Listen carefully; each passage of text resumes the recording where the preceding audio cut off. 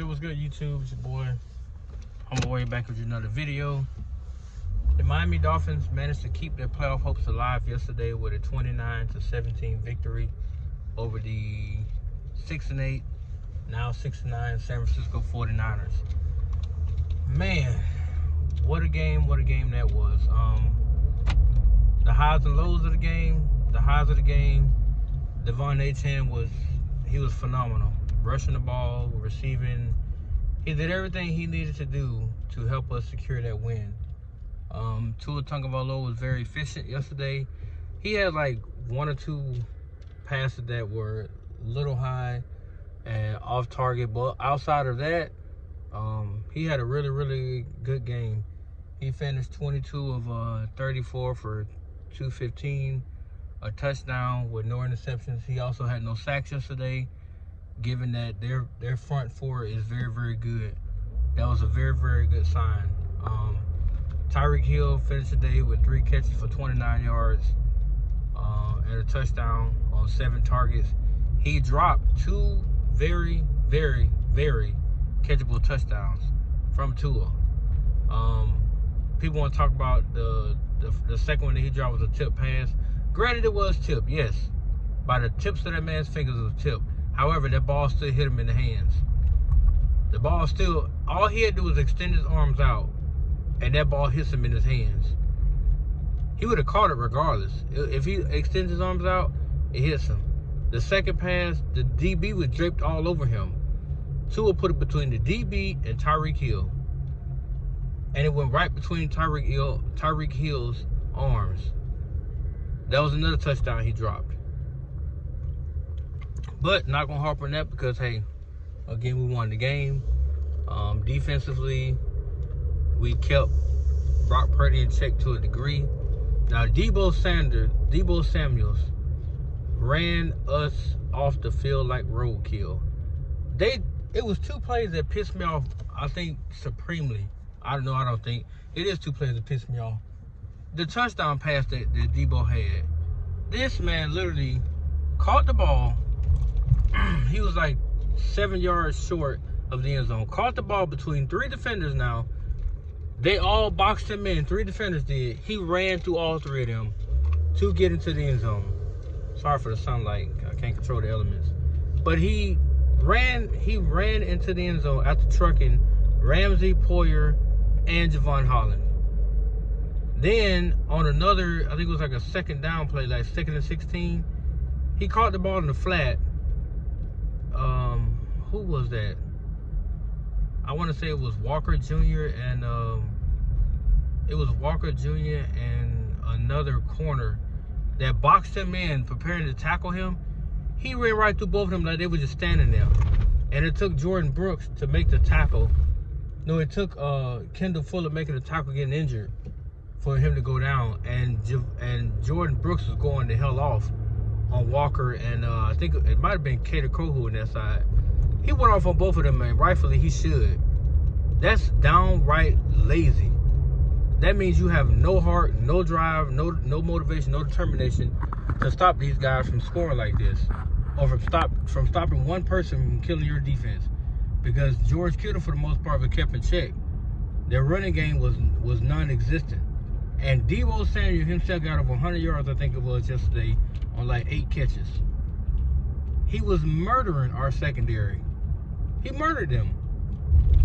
Now, Zach Sealer got a sack. Chop Robinson got him a sack. I think Sealer got 2 sacks. And that's all I can recollect at the time.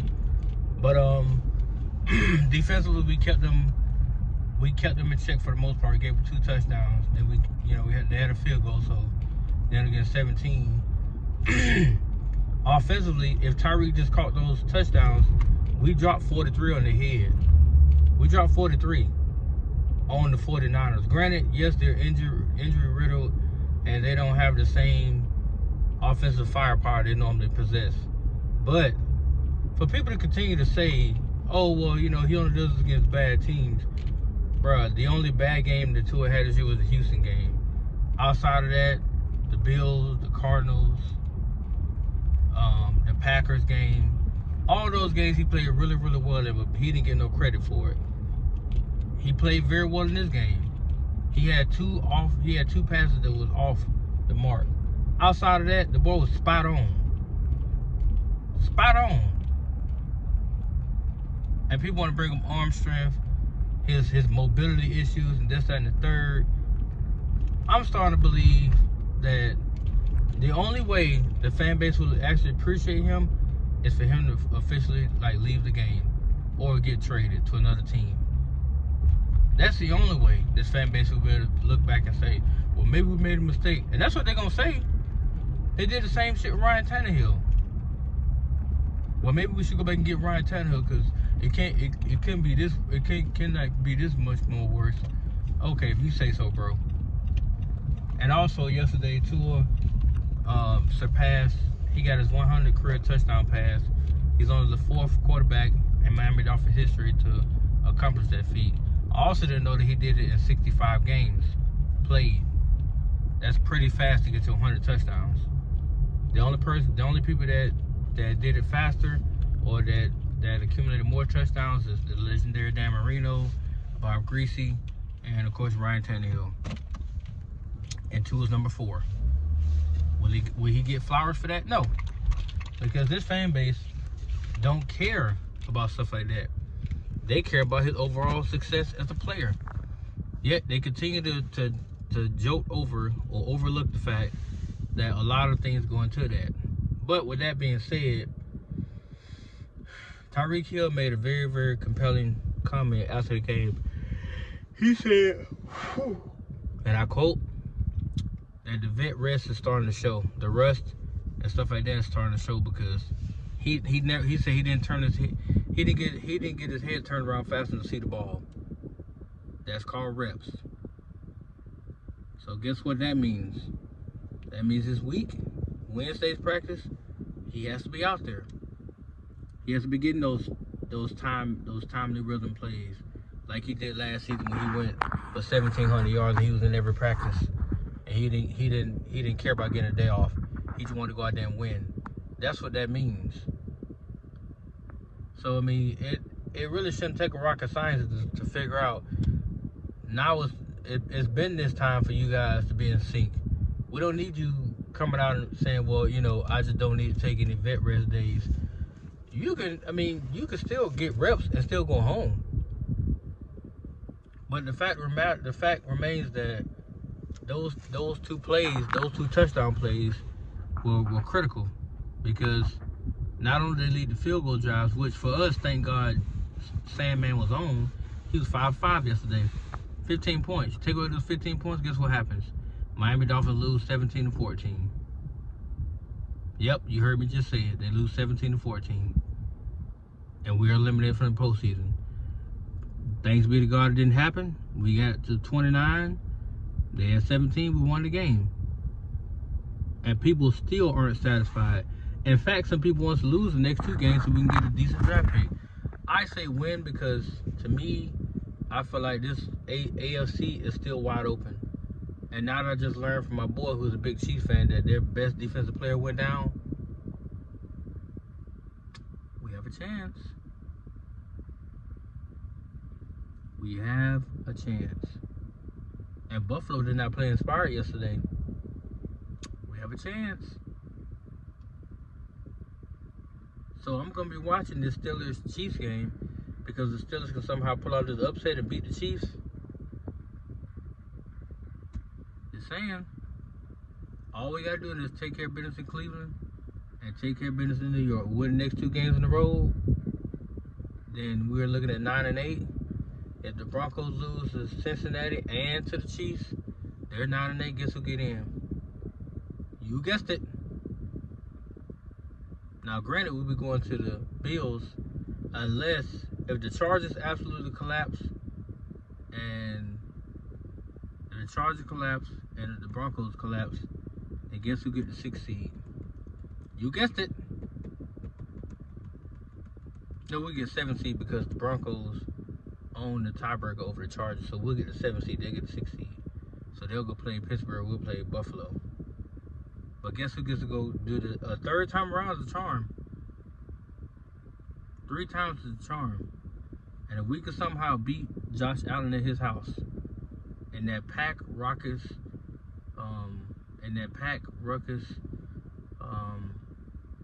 Orchard Park, because you know it's gonna be a primetime game, and you already know every media outlet is gonna be saying the Dolphins gonna get blowed out. It's not even gonna be close.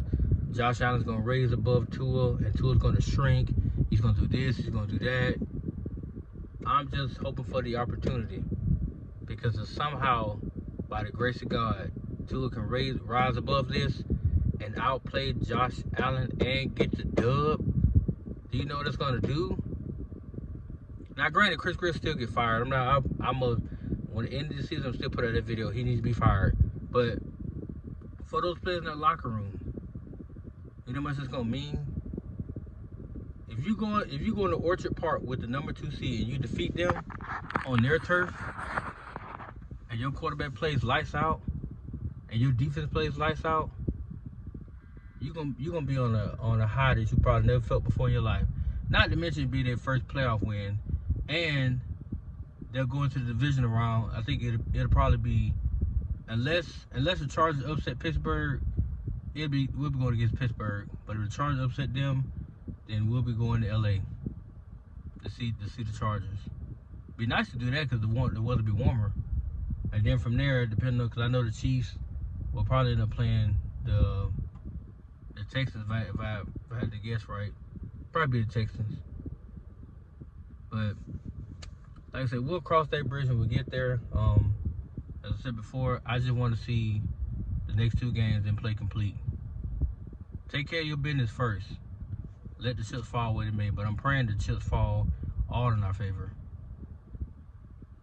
I really am. But that's my time, guys. Let me know what you guys think. Do you see us having any hope making the playoffs over these next final 2 games? What do you think about Tua and his performance via the last month and a half or whatever? And what are your thoughts on Tyreek Hill? Let me know in the comment section. Thank you guys so much for the responses, the views, stuff like that. I'm still trying to be consistent with this thing, so bear with me. But I appreciate the love. Peace.